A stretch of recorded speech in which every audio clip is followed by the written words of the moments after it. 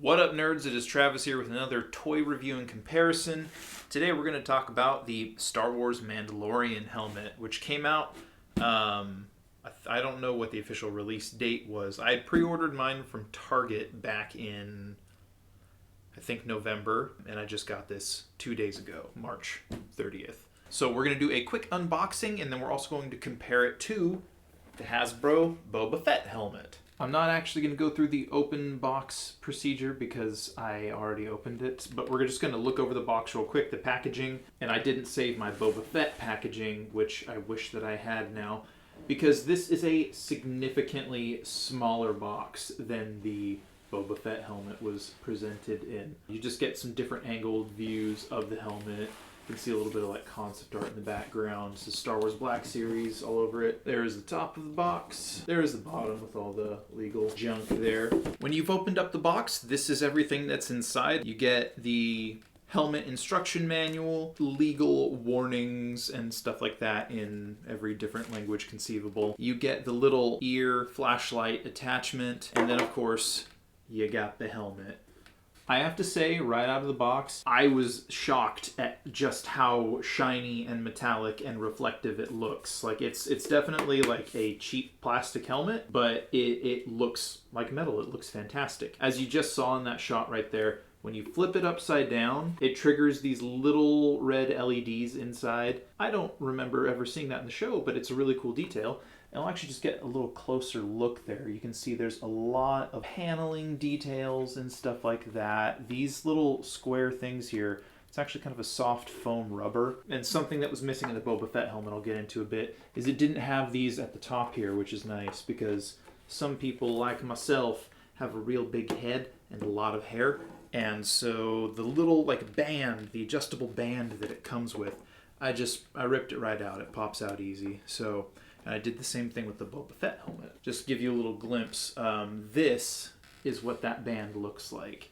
It's kind of a, almost like a hat band with the pegs, but it's got this really kind of scaly, what I imagine is supposed to be leather texture. And this is actually a little different than the band that, again, came with Boba Fett, so we'll get into that as well. So a real quick peek, because this is actually a super cool feature. In a couple episodes, you see that Mando clips this little like flashlight onto his earpiece. You can swap the earpieces. It's just like pressure, you squeeze, and there's those little hooks there that kind of hook themselves into the helmet. Right here is a little switch under the earpiece with the flashlight. You push that, and boom, it lights up. And I've actually walked around with this thing, and granted I'm blind without my glasses, and I cannot wear glasses with this on, but I walked around with it, and the flashlight actually it does help visibility a little bit, which I thought was super cool. If you're ever out late at night doing like, I don't know, Nerf battles or something like that, laser tag, it's going to provide disadvantage because you are going to be visible, but an advantage in that you will have improved quality of vision in the dark. It is worth noting that the whole squeezing action to get this earpiece on and off for the flashlight there, it's kind of difficult. It's a very tight-fitting plastic piece. There's not a lot of give when you're trying to squeeze it, so I've snapped my thumb on here a few times. So just be conscious of that. You don't want to break your helmet. You don't want to hurt yourself either. So I'm not one for collecting helmets per se, but I really liked The Mandalorian, especially Season 2. So I went on Amazon shortly after. I got my Boba Fett helmet because I know these are going to be hard to find, and I personally like the Empire Strikes Back look better than the Return of the Jedi look. And I bought this right after I pre-ordered this guy from Target's website. I'm not sure how well this camera is going to show it, but the Boba Fett helmet is quite large. It's a lot rounder and it flares out a little bit. And then of course you have the range finder, which everything about it instantly becomes bigger than Mando's helmet. It looks like it's slightly taller as well. And the little taper on the bottom where it kind of angles out, it looks like it's a little more pronounced on Mando's bucket. I'll go ahead and I am going to put these on, we'll give you a quick look over here just to see all the details on the Boba Fett helmet. It's a really good looking helmet. I think that Hasbro knocked it out of the park with both of these. But the Boba Fett is a really cool looking helmet. Before I put them on, something I want to talk about with regards to the paint jobs. Again, Din Djarin's helmet, Mandalorian's helmet, super shiny, super metallic looking, very reflective. I think this looks fantastic considering it's plastic. There's some bits that are chrome paint. There's a lot of it that's just kind of like a brushed finish. It looks almost like nickel. It's got kind of that darker tone to the metal. This looks phenomenal, and I love it.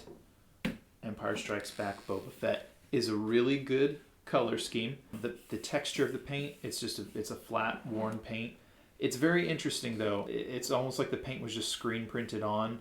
There's no definition of layers for all of this weathering here. There's a few sculpted like bumps in the dent, of course, but it looks great on camera. I don't know if you get it up close, if you can really see. There's a few different shades, but it's just like a printed, almost like a topographical map. It looks like paint is rough and corroded and chipped away, and it's not, which is, again, this is a really good helmet for display, but it throws me off when I like see it and feel it. It's just like a weird optical illusion. Super cool though. So I'll go ahead and I'll put them on now.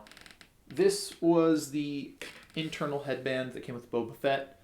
It's a much more natural looking faux leather. It feels sturdier. I like it better than the one that came with Mando. But it doesn't matter because I'm not going to use them because I got a big head. The kind of trick that I've discovered, because I have not wanted to glue padding in either of these, which I may do in the future, but for right now I just haven't, is if I wear a beanie, it basically acts as padding. And it also has the added benefit of keeping my hair out of my face. I can scrape by wearing my glasses in the Boba Fett helmet because it's so much larger. I'm not going to do that though because it does like scratch the plastic inside, and I really don't want to break my glasses on camera. That would suck. So I'll go ahead and just show you my process. The beanie is on.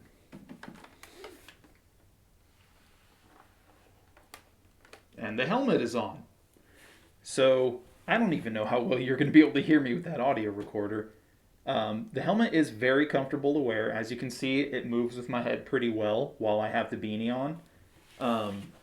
It's quite large, so I feel like the Boba Fett helmet in particular might be easier to install fans in. It's already starting to fog up a little bit. In cold weather, I can't imagine this helmet would be very practical. If you're doing a con or some kind of event or costume party, it would just fog up immediately.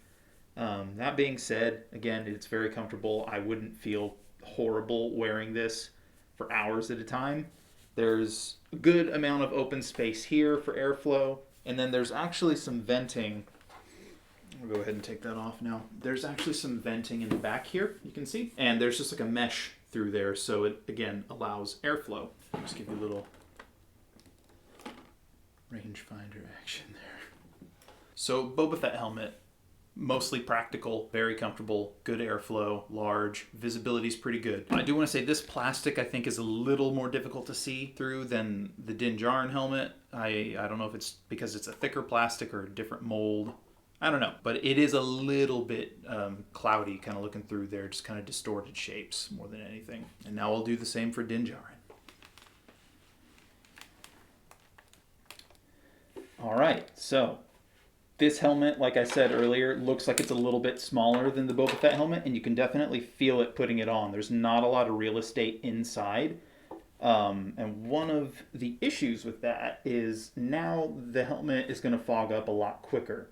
I can already tell it's fogging up. That being said, whatever plastic they used for the T-visor, the visibility is much better than Boba Fett. It's way less distorted. It's a little more clear. I feel like it's just as opaque in that you can't look through and directly see my eyes or anything like that, especially when you got like lights reflecting off of it. But generally, this is a pretty comfortable helmet, especially like with the beanie on, some padding really kind of helps keep it in place. I feel like I could headbang and it wouldn't be that bad. Not as much airflow coming around here, so that again, that's going to lead to more fogging and just general discomfort as you're wearing this. Again, not practical during cold weather really, because it will just fog up so quickly. But then something I noticed with this helmet is the back venting is completely closed. There is no opening, there's no air holes, so it's going to get real hot in there real quick. Overall, I think this helmet is absolutely spectacular.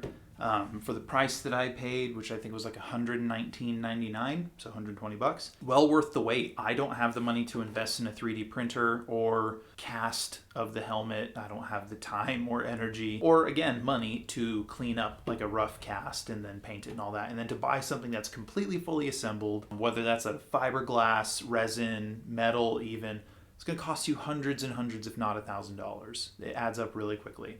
I think that the little lighting features in this helmet are super cool. They don't take away from the build at all. It doesn't make anything bulky or uncomfortable with the little lights inside and the flashlight you can attach.